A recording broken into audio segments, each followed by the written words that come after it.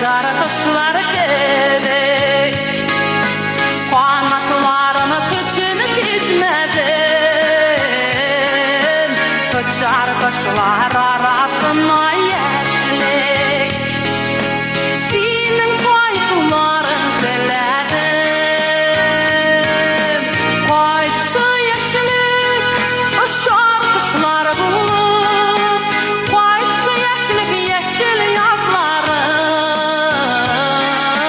Kükrek tutrek kabat jırlar idim, sende kalgan devge jırlarım. Koydu yeşlik, uçar kışlar bulup, koydu yeşlik yeşil yazlarım. Kükrek tutrek kabat jırlar idim, sende kalgan devge jırlarım. Kırmış meşakkatı atkan sayın, yeşillik ütülerini sizmedim, gözüge yapraklarının arasından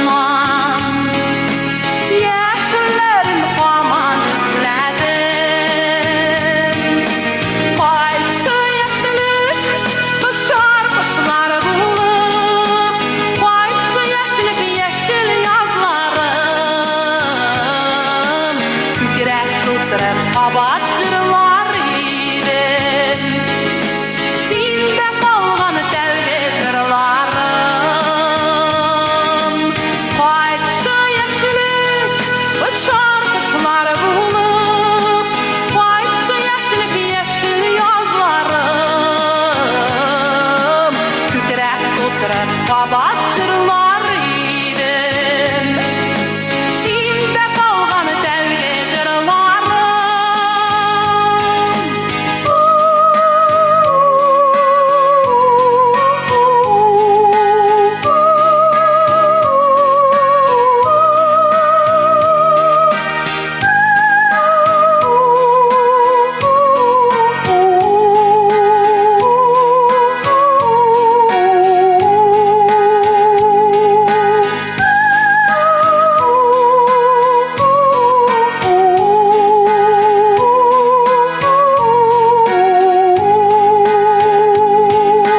Yeşil yaprak uçar kışlar